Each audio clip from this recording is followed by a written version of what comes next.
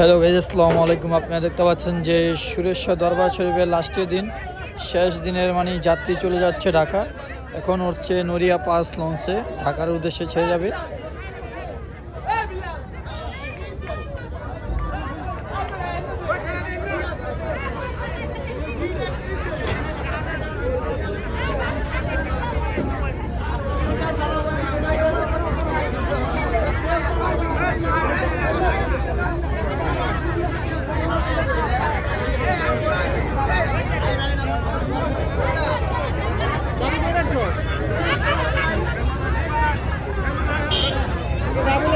Double আইছে আর আইছে single দে আমার ভিডিও করবো।